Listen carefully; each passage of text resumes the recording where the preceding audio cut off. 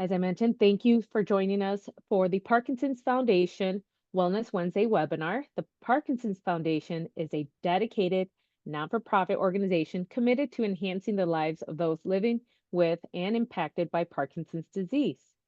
We focus on improving care and advancing research, ensuring that all of our efforts are closely aligned with the needs and priorities of the Parkinson's community. Today, we will explore the importance of moving safely in the hospital. Staying active while in the hospital is key to a faster recovery. Regular movement has many benefits, including reducing muscle loss, helping with sleep, improving focus, and managing constipation.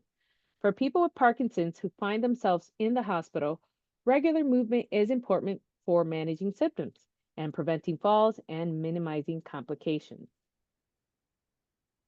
So before we begin today's program, I'd like to invite you to join us this November for our Care Partner Summit webinar series, designed specifically for those supporting someone with Parkinson's.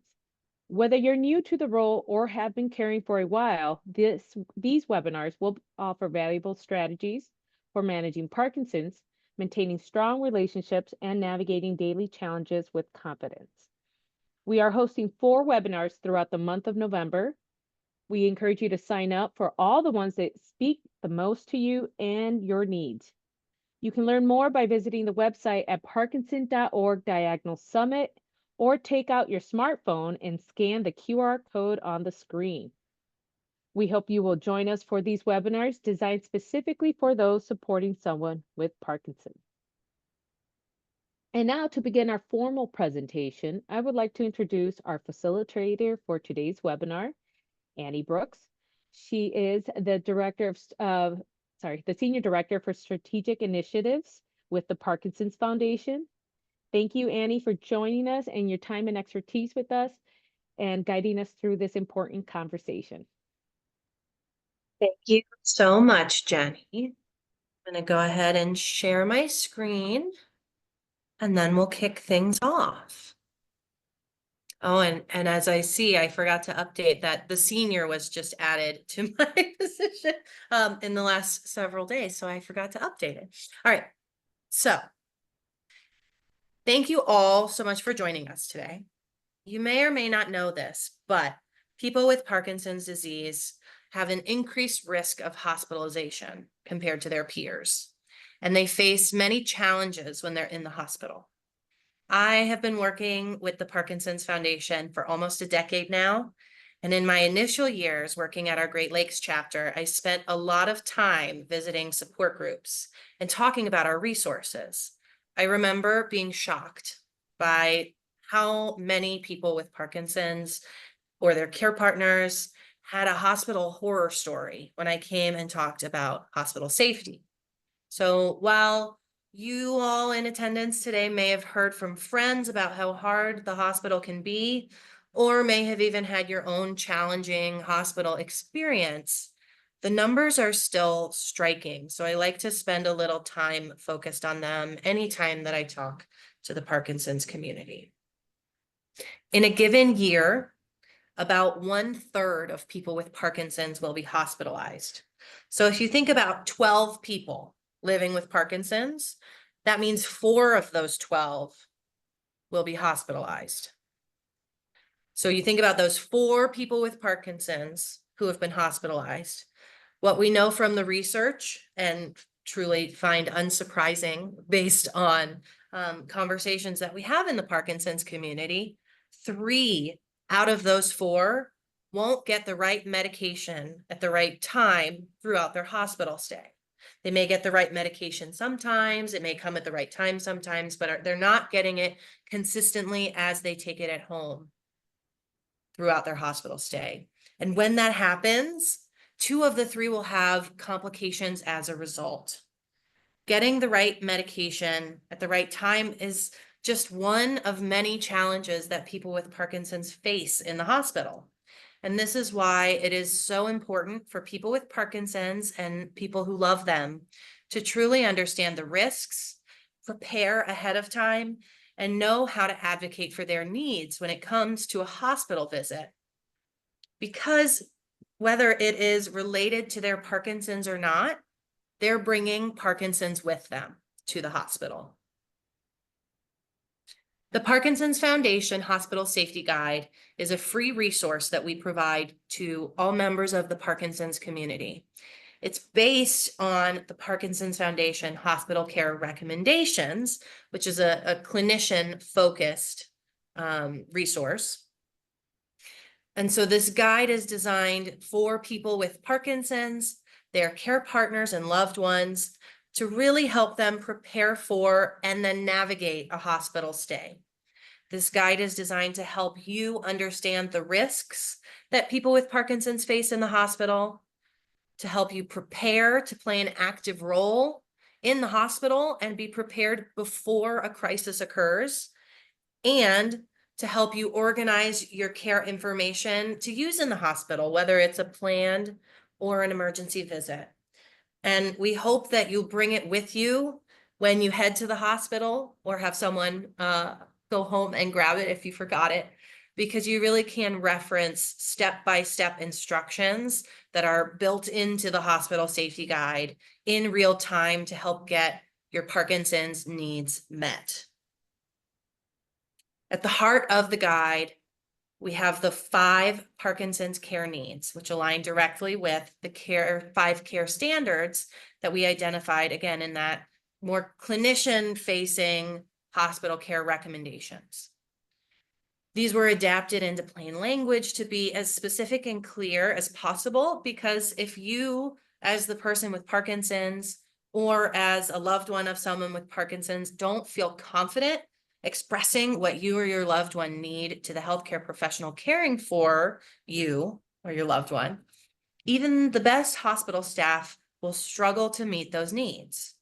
The guide outlines the same essential elements for each of the 5 needs: an explanation of why each need is important, the real-time steps that a person with Parkinson's or a care partner can take to explain that need and then have it met, an overview of common challenges that may arise while you are sort of advocating for yourself to have that need met, and a quote from a real person with Parkinson's or care partner related to the need.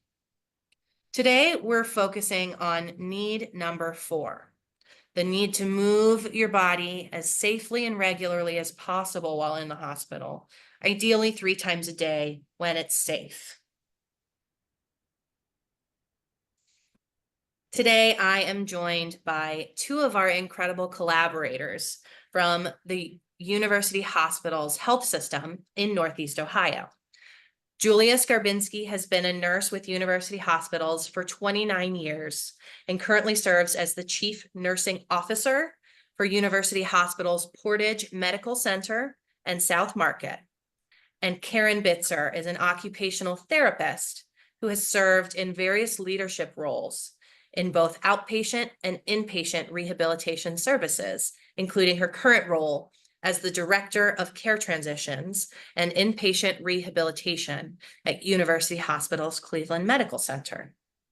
Julia and Karen are experts in mobility in the inpatient or hospital setting. We came to work with them at the foundation by partnering with Dr. Peter Pronovost, who is the Chief Quality and Clinical Transformation Officer for University Hospitals. Now, you may recognize Dr. Pronovost's name if you ever read the book, The Checklist Manifesto. He's credited with creating the first checklist in medicine, which was used to reduce the number of infections in central lines inserted into patients' chests. And so based on all that he's accomplished, we were very excited to partner with Dr. Pronovost to develop those hospital care recommendations, that clinical facing version of the hospital safety guide. He was also one of our faculty leaders for the Hospital Care Learning Collaborative, a year-long program that we just wrapped up, bringing together 20 health systems, including university hospitals, to share best practices and to partner as they work to set their own hospitals up to provide better care for hospitalized people with Parkinson's. We want you all to have the tools you need to advocate for what you need in the hospital, but we are also working to make sure that you don't have to be such an expert and quite so vocal about your needs. We want to see health systems making the changes they can to provide better care. Because of the amazing work that Julia, Karen, and their colleagues have done to implement system-wide mobility programs for all patients, not just those living with Parkinson's, we've started working on a research project with university hospitals so that we can really understand what parts of a mobility program for everyone are most important for people with Parkinson's when they're in the hospital. There's not currently any published research on this subject. We've seen a ton of research about exercise for people with Parkinson's generally, but really nothing on mobility of people with Parkinson's in the hospital. So we're excited to hopefully publish what we find together, and of course, then share it with the Parkinson's community. So now I would love to hand it over to Julia to talk about why mobility is so important in the hospital. All righty, thanks so much, Annie. And we are at University Hospital very excited about the research that we're doing with the Parkinson's Foundation. We're really hoping to find out some interesting things and even to help and build on our Move to Heal program, which is our mobility program at University Hospital. So I am very excited to be here today to discuss with you one of my favorite topics, which is mobility. And, think about it, you may be a caregiver for someone with Parkinson's, but, mobility seems easy until it isn't. And just think about yourself, have you ever been sick at home with the flu, or we've been through COVID, and you just want to lay on that couch for a day or two, and you don't even feel like getting up. And so finally, after you've been laying there and your family's maybe brought you food and brought you something to drink, and you're finally starting to get off that couch, you can really feel it. I mean, I've been there before, and you get off that couch, and you're thinking, wow, it's not as easy to get up as it was 2 days ago. So that's kind of how it feels when you don't move, even at home. Not having mobility does cause muscle loss. So in the hospital, it's even worse. So go ahead to the next slide, Annie. On average, in the hospital, critically ill patients can lose nearly 2% of skeletal muscle, and I underlined per day, during the first week of ICU admission. So just think of that. I mean, usually you're in the ICU more than one day. So that muscle loss can be severe. Patients in the hospital can lose 2 to 5% of their muscle mass each day that they don't walk, So hospital stays that are greater than 8 days are associated with greater loss because it could be more and more days that you aren't moving, which causes that loss of muscle mass and strength. Go to the next slide.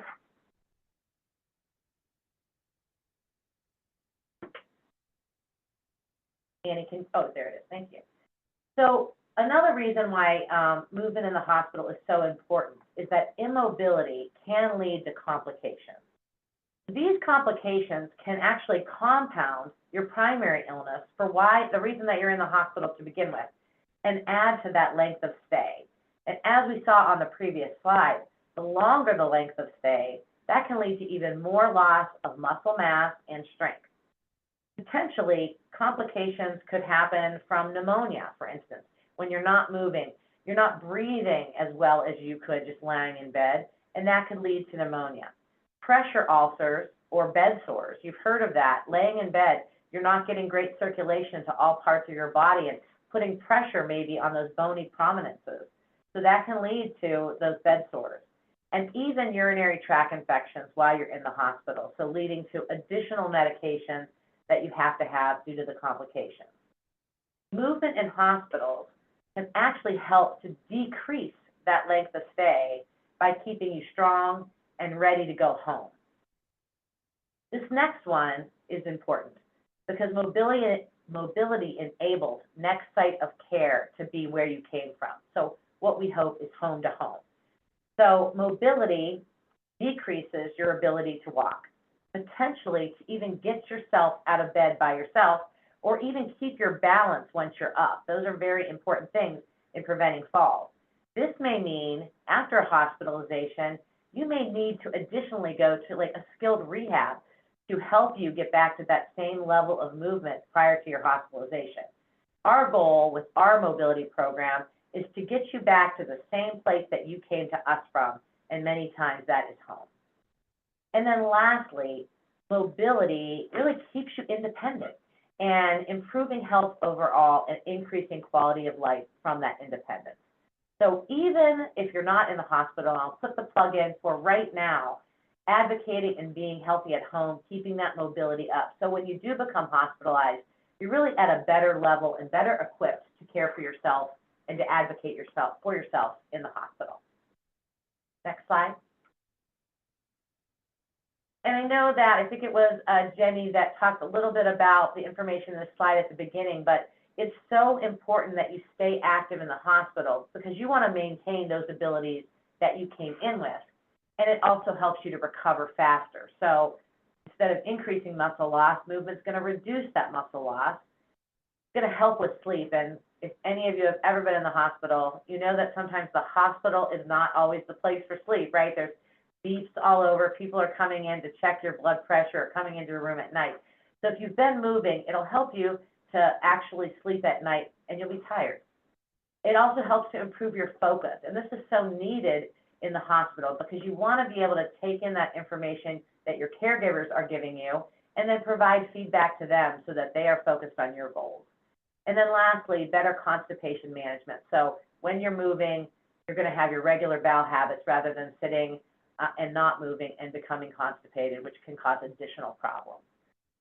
It's especially important for patients with Parkinson's, along with occupational and physical therapy. For one, it will control your PD symptoms, which is very positive. Preventing falls. This is a big one. So people want to say, well, if you're up and walking, you could fall. But it's actually the opposite of that. When you are immobile and you're in bed and you become weakened, that is when falls can happen because when you get up, you lose that balance. If you're moving, you're going to continue to be able to have that balance, and actually movement does prevent falls. And then minimizing the complications that we spoke of on the previous slide. Next slide. So today we have focused on number 4 of the 5 Parkinson's care needs. So basically it's the need to move my body as safely and as regularly as possible, ideally 3 times a day. So as I was preparing for this presentation today, a friend of mine told me a story about her dad's recent hospitalization. And I know Annie mentioned earlier in her work in this Parkinson's Foundation for the past 10 years and working with groups that she's heard some horror stories of, times in the hospital or just about care. And this is one of those stories, but I think it really is important to touch base on. So it truly brings light to everything we've talked about today. So my friend's dad, he's 70s, and he was very independent. He drove himself. He went to the grocery store. He cooked his meals, very independent. And I had even seen him at his granddaughter's wedding about a year before, and he was dancing, and he was able to do everything that he's always been able to do. But recently, he had a cancer diagnosis, and he was hospitalized for complications from cancer with liver failure, and he was just filling up with fluid. He did not feel well, and he really wasn't moving well even prior to getting into the hospital. So while he's in the hospital, the family, they took turns really visiting him in the hospital every day as best they could around their work schedules and all the things that are going on. And then after 6 days, they were called and they were told that he's ready for discharge. So her sister went to the hospital to, pick her dad up and bring him home. When she got there, he was lying in bed. So she wanted to, start to get his clothes on, get his shoes on, and get him ready to go. So she tried to sit him up at the side of the bed. And it was extremely difficult. He could barely sit up and stay balanced. And she said to her dad, when was the last time you were out of bed? And he said to her, I haven't been out of bed since I've been in the hospital. And that sounds so shocking to me, but when you think about it, a lot of places don't have the same type of mobility program that we have at UH. And also, sometimes as a care team, you get very focused on caring for the patient's diagnoses, but not looking at the overall needs, especially moving patients. So it took 2 people to get him out of bed and into the wheelchair, and another 2 people to get him from the wheelchair into the car. And they had to mobilize their family. They had multiple people that had to come to their house just to be able to get him from the car into the home. And they finally got him in, and everybody went home. And later that night, he fell at home, and his wife was unable to get him off the floor. So she had to call a squad, and they had to come in and get him back up off the floor. And he declined so rapidly, it happened so rapidly, that the family was not prepared. So when I hear stories like that, it's something that really breaks my heart. And today, I really want to talk about things like this and how we can prevent them from happening when you're hospitalized. Next slide, Annie. So it's really about advocacy, you know, knowing what to say, what you could tell your care team, and advocating for yourself, or if you're a family member, to advocate for your family member that's hospitalized. I know we say move 3 times. Our program is saying try to move 5 times a day, like a little overkill.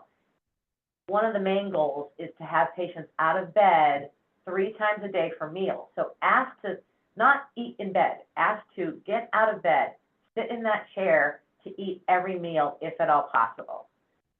Get out of bed for your daily care with assistance if needed. Definitely don't try to move yourself. You know, call, ask for assistance, talk with the nurse, say, I really would like to get up to the bathroom to do my daily care today. You can get to that sink, brush your teeth, comb your hair, have someone stand with you if needed. But just getting out of that bed is important. Make a goal for mobility with your care team. So if they're not telling you, hey, today's goal for your mobility is to walk twice in the hallway today and to be up for every meal, if they're not mentioning a goal for mobility, advocate for yourself or advocate for your family member to say, what is my goal for mobility today?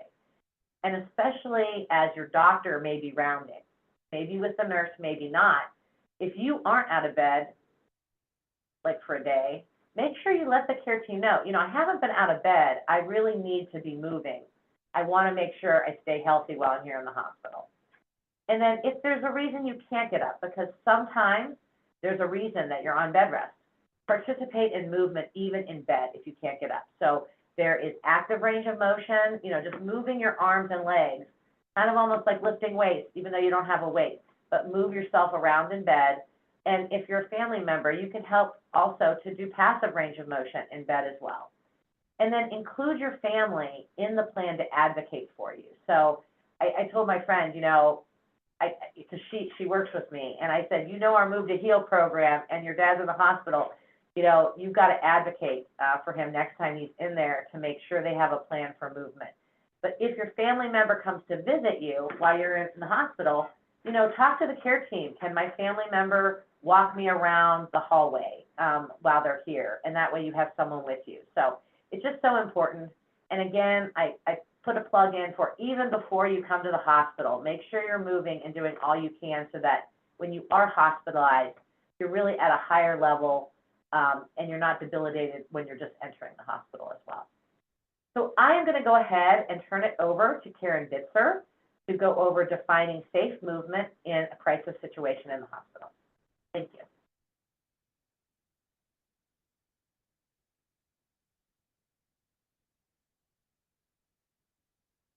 Good afternoon.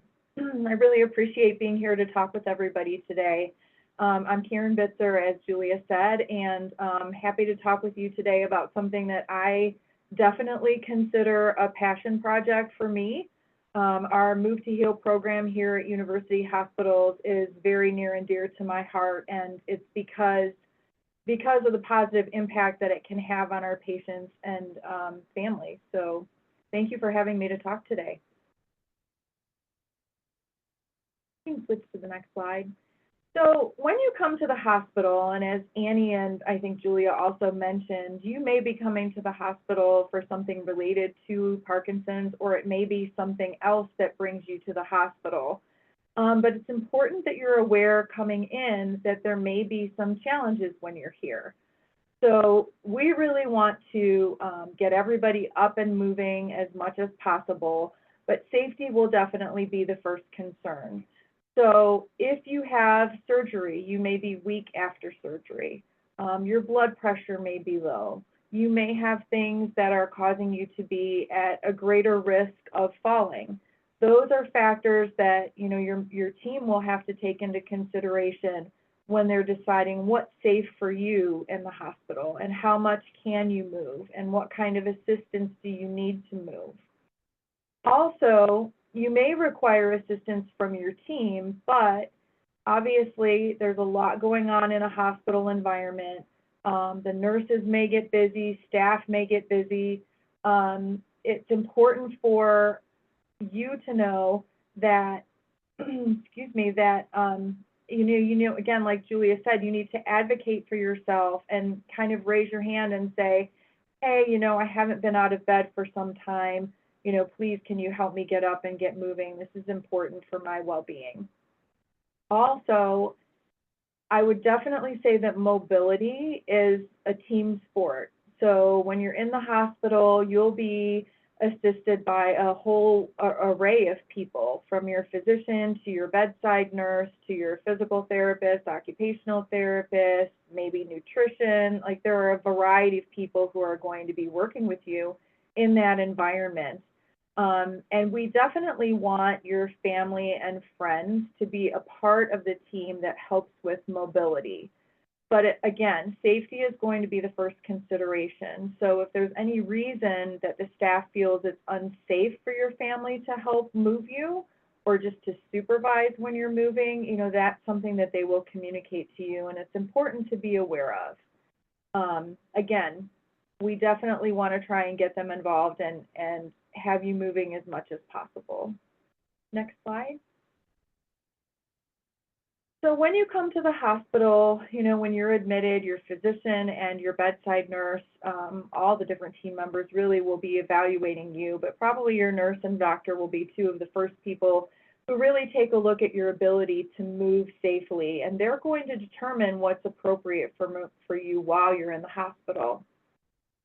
And also, what's appropriate for you the first day you're in the hospital may not be the same as what's appropriate for you by the time you're ready to leave the hospital. Hopefully, during that time, you're actually improving and, you know, you're able to move more and more often, and your team will help you to decide on a day-to-day basis what's really appropriate.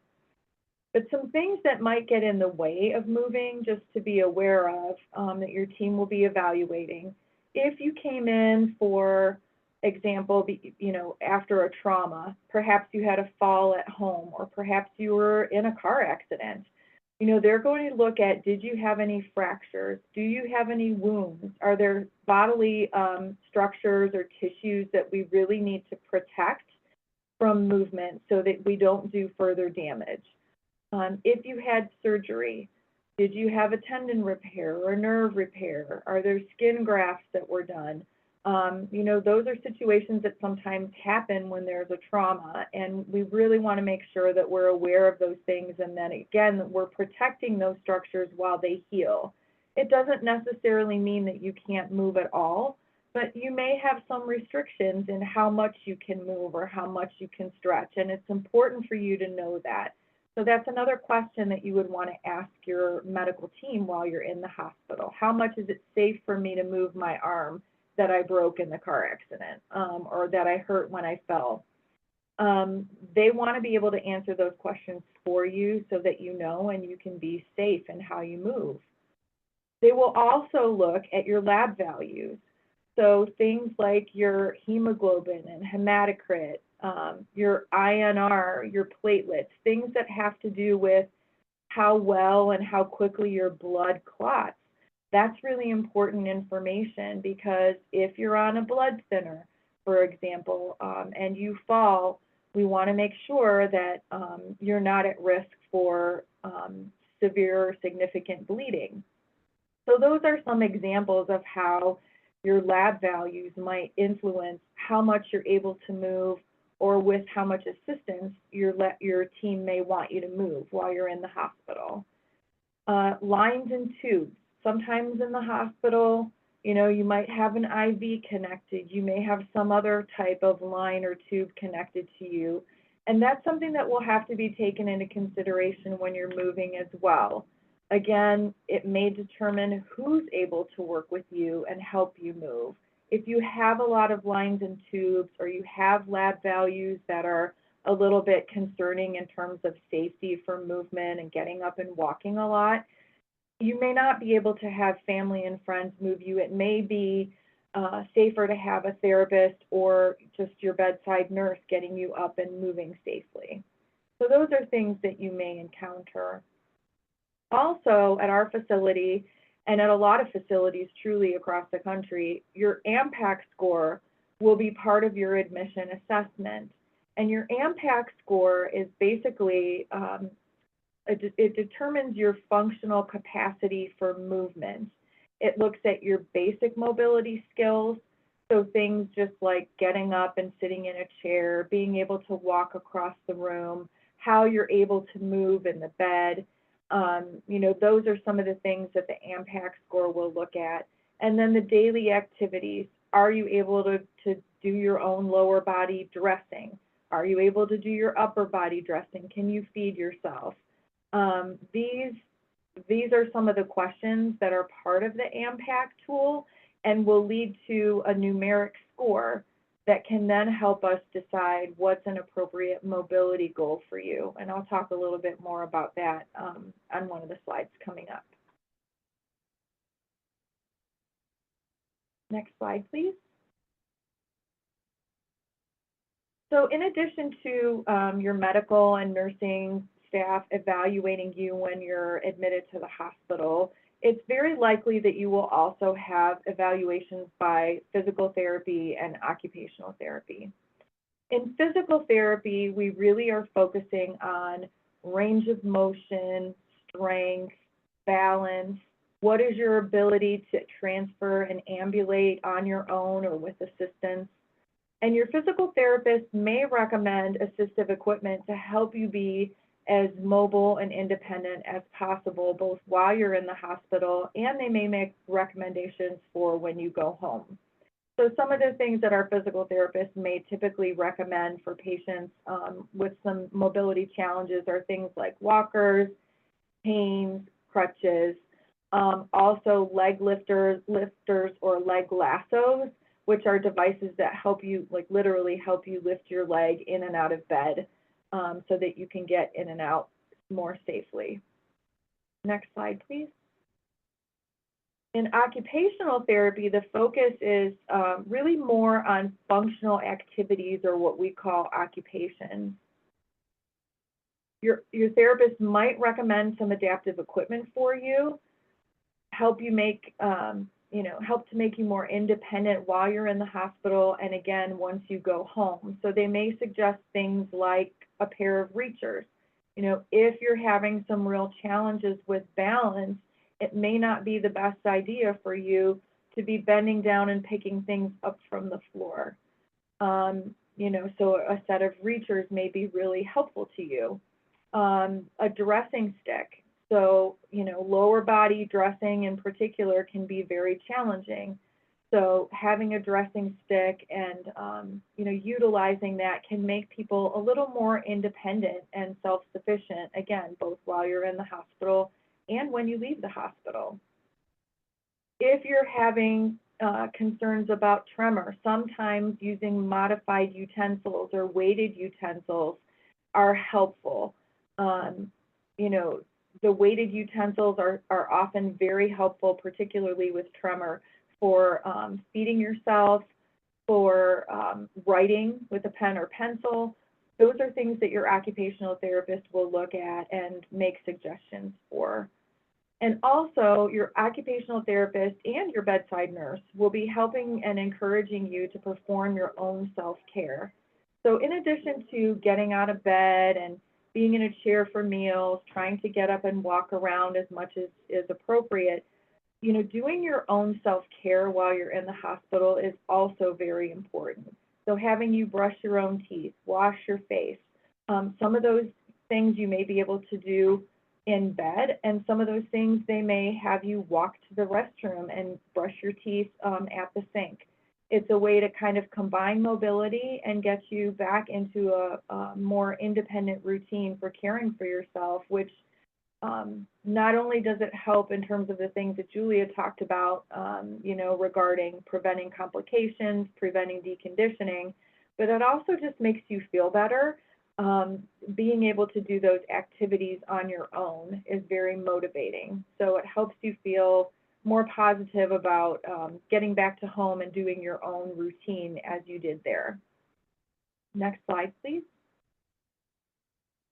So Julia mentioned talking about mobility goals, and I wanted to mention that mobility with nursing is not the same as mobilization during your PT and OT session. So it's important to recognize that.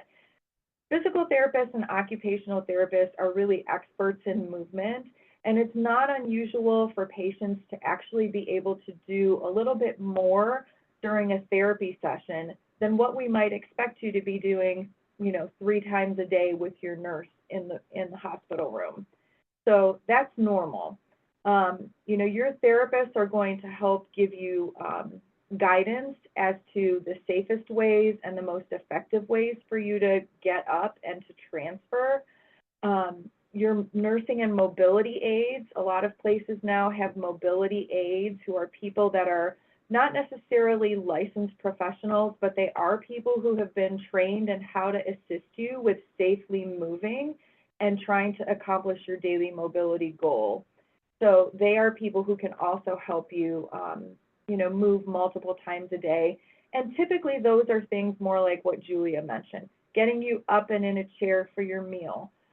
If you're able to ambulate, having you ambulate in your room, or maybe having you ambulate further in the hallway outside of your room.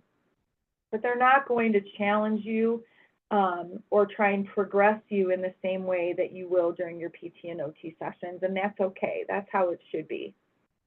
The AMPAC score that I mentioned before, again, can be used to help determine what is safe for you. And here at university hospitals, we do use that AMPAC score to determine the daily goal for the patient. So for example, if your mobility AMPAC score is, I'm looking at my chart over here, if your AMPAC score falls between a 10 and a 15 on basic mobility, then our expectation for nursing might be just to get you to that chair or to get you to a bedside commode for that day. Whereas if your score is higher, it's at the higher end, such as, a 22 or a 23, then, the nurse will be assisting you with ambulating in your room or in the hallway. So we have kind of a crosswalk that's very helpful in identifying what those mobility targets should be based on how you're currently doing. And again, that's something that's really reassessed and discussed on a daily basis. So it's important to have that conversation with your team every day. What is my goal for today? Because hopefully each day you're making a little bit of progress.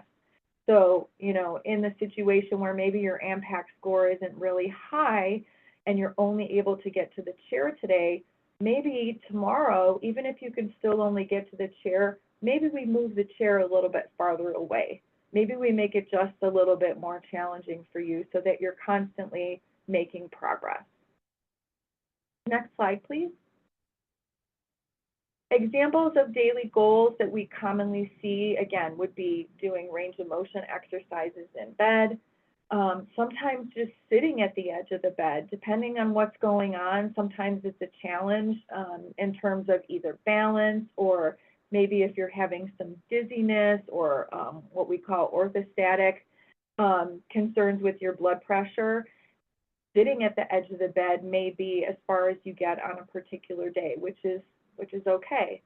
Transferring to a chair, and then we talked about walking within the room as well as walking longer distances in the hallway. And I know some places will really try and make it a fun experience and incorporate challenges or games into how much walking you do while you're in the hospital. So, maybe you walked 25 steps yesterday, but, can you walk another 30 steps tomorrow? And they'll track that and make sort of a game of it. Also, getting support from other folks that are in the hospital. A lot of times it becomes like a little bit of a fun and healthy competition between patients that you may meet while you're there, talking about, hey, how far did you get today? And again, just reminding you to ask every day, ask your nurse, what is my mobility goal today? Do I have a mobility goal for today? So that everybody's on the same page. Next slide, please. So who in the hospital can actually help you move?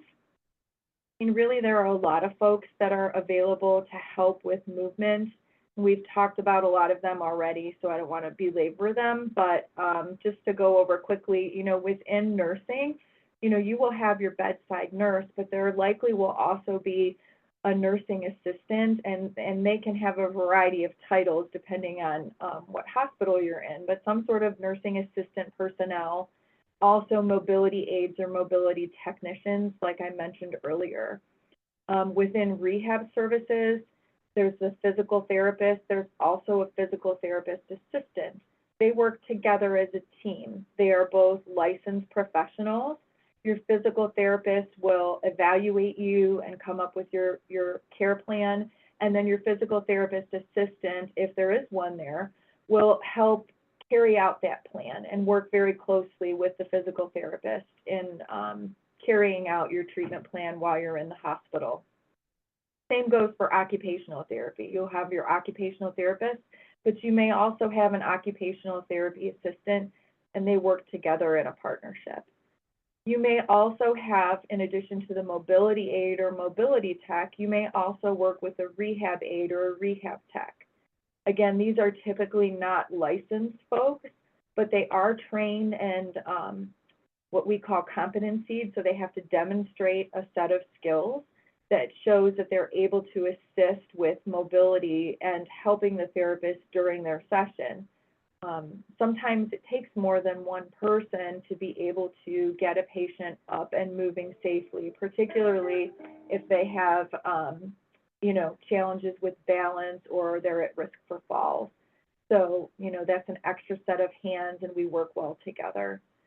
Other members in the medical team may not be putting hands on necessarily, but they should be talking to you about your mobility goal and asking, well, how did you do? Did you get out of bed yesterday? So if they're not bringing that up to you, again, bring that up to them. And then family and friends, as much as possible, if it's safe, when it's safe to do so. Nursing and your therapist will provide guidance on how your family and friends can actually assist you. This is mutually beneficial because a hospital is a busy place and staff can get busy, and if your family and friends are able to help you, sometimes that's a little more fun, and it also frees up the nurse or you know, assistant to go and help somebody that may need help with something else at the same time. And I am going to pass this over to the next person, Annie. Thank you. Thank you so much. All right. I am having trouble getting my video back on, but I will go ahead and kick things off and just say thank you. There we go. Thank you to Karen and Julia. This is all so important. As a reminder, and actually I'm not sure we mentioned this, please, if you have questions as we're going through all of this, send them in. We'll have some time at the end for questions and answers. I hope that you all are learning a lot and feel like you understand a little more about what you can expect in the hospital, about, you know, how and when it's okay to move. So let's talk some more about advocating for yourself or your loved one. So before we can really dig into this, it's nice to hear from a person with Parkinson's. So I'd like to show a clip from an interview with a Parkinson's Foundation ambassador, Adrian, talking about his experience with advocating for his mobility level while in a rehabilitation hospital. Just hit play. I had a series of what they call mini strokes, TIAs.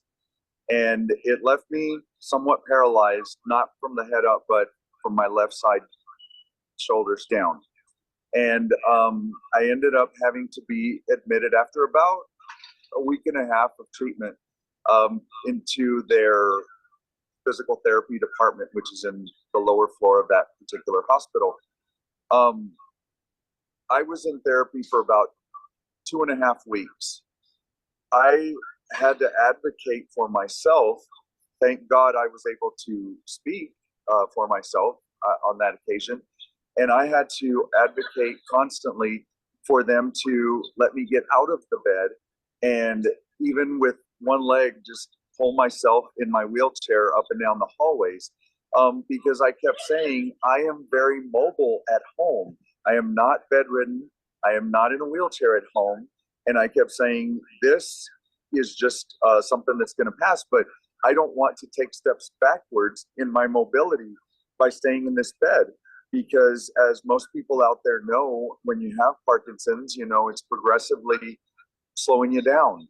And, I'm someone who exercises a lot every day religiously, because I feel like the days that you don't are just days that it gets a little bit further ahead than you. And you have to advocate for yourself. If you're mobile at home, if you can shower on your own at home, anything that you can do at home, you have to ask for it if they don't just do it for you. They're happy to do it. They were happy to do it for me, but I had to advocate for myself. I had... It's really important that you have a plan in place for someone to be with you in the event of an emergency that brings you to the hospital.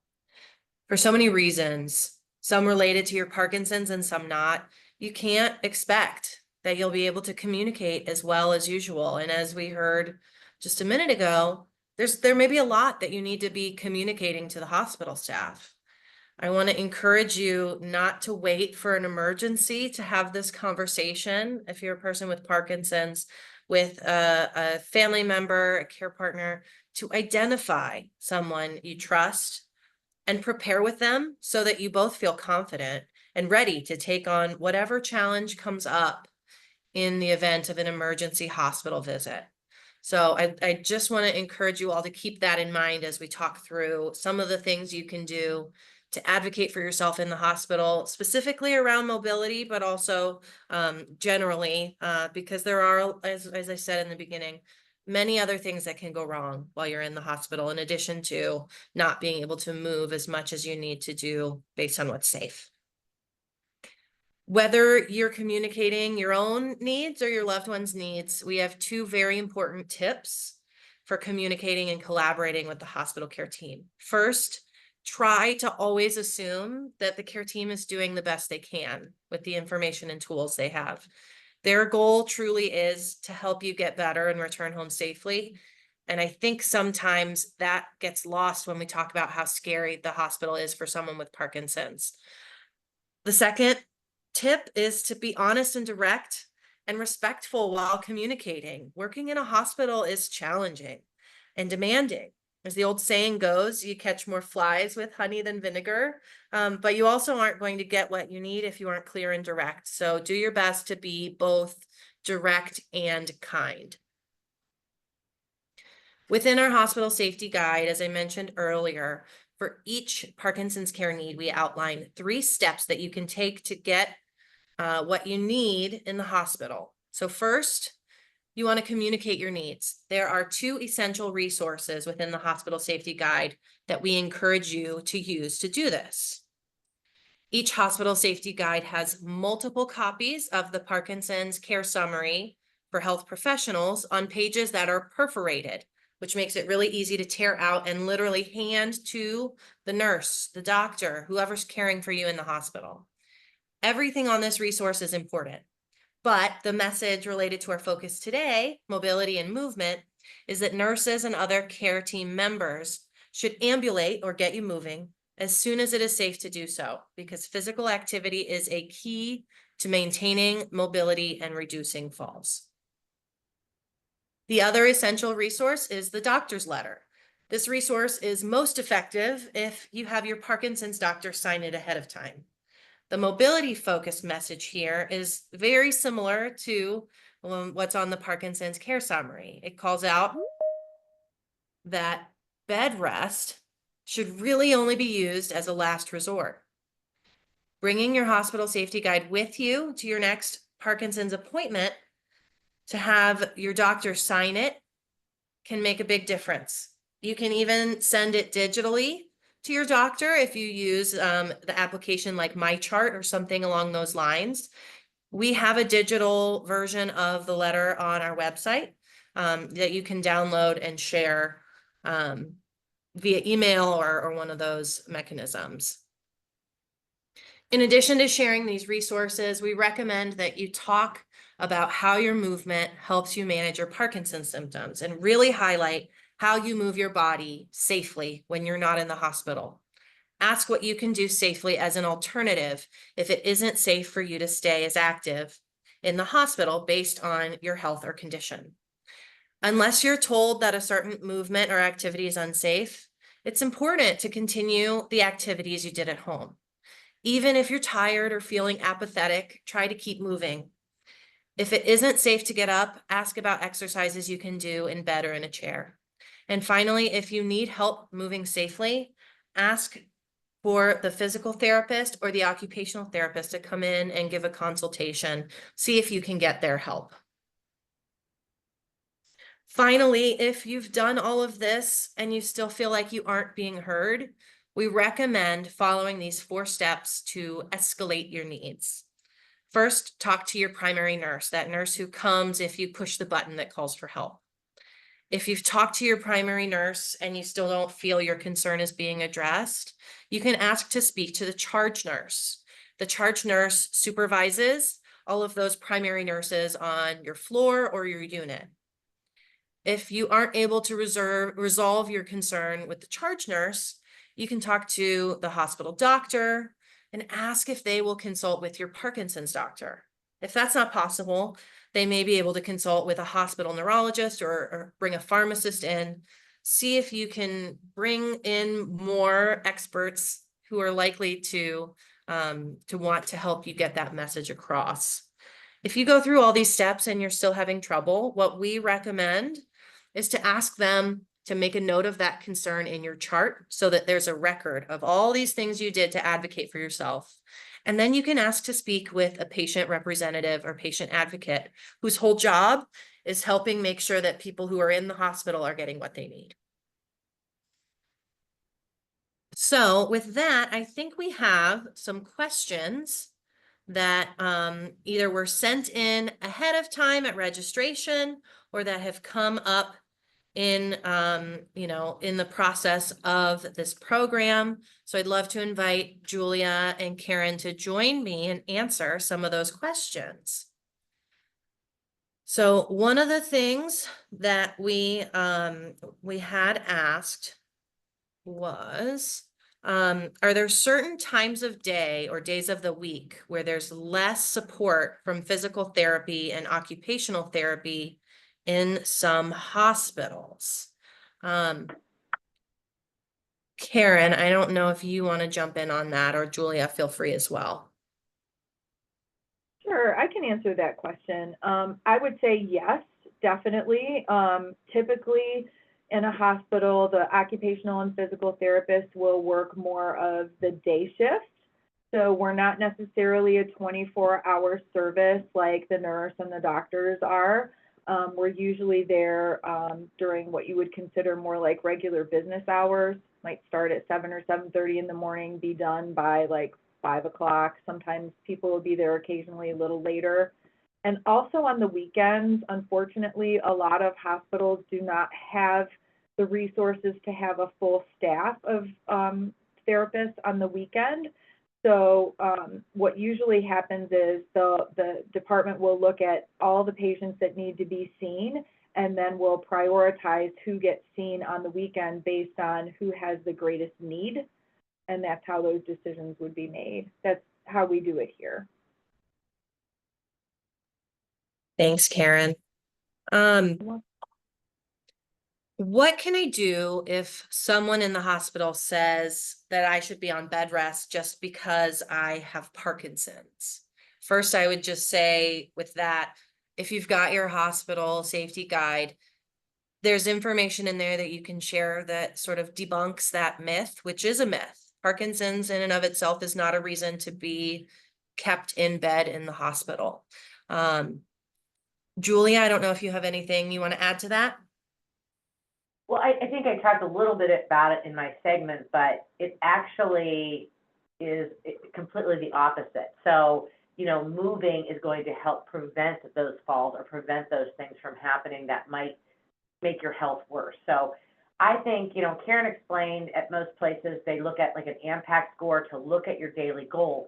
And that's not diagnosis based. So if someone's telling you that, it really shouldn't be based on that. It should be based on what's going on with you in the hospital, what movements you need, what they've assessed for you. And again, I would continue to advocate for yourself to say, you know, I need to have a mobility goal, because staying in bed is really bad unless there's a real reason, such as a surgery or some type of traumatic experience of why you're in the hospital versus a diagnosis. Thanks, Julia. We got a question about apathy, which is a really common Parkinson's symptom. I think the question may have been from a care partner around what you can do to really help your person with Parkinson's follow what those mobility goals are and work towards meeting them if they are feeling apathetic and having a hard time getting themselves to comply. Do either of you have any thoughts on how to tackle that? I mean, I can say, you know, I think as a care team and members, especially after surgery, say, you know, our nurses know, when patients say, no, I don't want to get out of bed today, I don't want to move, you know, you've got to be a bit of a cheerleader and say, you know, how important it is. And I don't want to say say no for an answer, but, you know, really encourage, you know, this is important for you to move in the hospital to get home to the right next site of care. So I think including family members in on it too would be something that would be really important. So, you know, kind of when the family comes in, talk with them about how important it is, and having them also encourage their loved ones to do even small things, even if it's dangling their feet over the bed, just moving to the chair, as Karen noted too, is kind of making it easy, and then maybe moving the chair a little further so you're getting a little bit more movement. But you know, so having those little, I don't know, tips and tricks, like trying to be cheery and talk with them about why it's important, but also to try to increase it as they're there as well. Karen, you may have an answer to that as well, but. No, I think you summed it up pretty well. I think also, you know, like I talked about with your activities of daily living and self-care, like really encouraging them just to do those little things for themselves. That, you know, sometimes that may be helpful because they may not want assistance with some of that personal care, and that might be a way to motivate them also to get moving and get out of bed a little bit more frequently.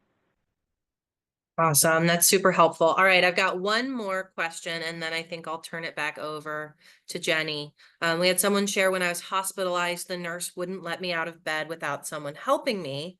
But unfortunately, the nurses were too busy to help me, and there was really no one else to do so. Is there anything I could have done to get more opportunities to move in that scenario? I think that, you know, it breaks my heart to hear that story, because I know we're all busy in the hospitals, but, you know, when our patients need something, I mean, you're putting the call light on. If you really cannot get the care that you need, if you're not getting movement, sometimes you do have to bring it up to that next level. You mentioned a patient advocate, and I think that's such great advice for many things in the hospital, because we need to be able to provide care for you. If you cannot get it, that patient advocate can advocate for you if you don't have a family member or you're not able to communicate all those things. So I think that's a great thing. I also think, and I mentioned it, is talk to your doctor as they're rounding. If people aren't getting up out of bed, if you're talking with your care team and saying, I haven't been out of bed, I try to encourage our doctors to be very, you know, communicative with patients about mobility, because then your doctor's going to talk to that care team and say, put in orders. I need this person out of bed 3 times a day, you know, to really focus on it. So, I mean, of course, put the call light on, but then talk to others as well. Wonderful. Thank you both so much. And with that, Jenny, I will turn it back over to you to close us out. Wonderful. Well, I want to thank Julia and Karen again for your time, as well as for the useful tools and information in terms of advocacy during your hospital stay, but more so for individuals living with Parkinson's disease and their caregivers. So I hope our community who joined us today and who will view this program at a later date will benefit and learn and improve their care during a hospital stay. So thank you again for your time and for your knowledge. And as well, a big thank you to each and one of you who joined us today. As a reminder, the Parkinson's Foundation hosts weekly educational and wellness programs through our PD Health at Home virtual programming. Our next Wellness Wednesday will be hosted live on Wednesday, October 9th, and will focus on managing multiple chronic conditions. Parkinson is a complex disease with many symptoms that can lead to complications such as falls and pneumonia. At the same time, people with Parkinson's disease are at risk for other medical conditions that occur in the general population, including heart disease, arthritis, and diabetes. In the next week's webinar, learn about coordination of care, medication management, and what to know to achieve the best long-term outcomes. To find out more and register for our PD Health at Home programs at parkinson.org/diagonal PD Health. And again, please do not hesitate to reach out to us. We have a comprehensive website and many more resources that addresses everything related to Parkinson's disease at parkinson.org. You can also call our amazing helpline team at 1-800-4PD-INFO or email us at helpline@parkinson.org. Thank you again for joining us. This session has been recorded, and we will share a recording of the link as well as resources discussed during today's program. Thank you for joining us.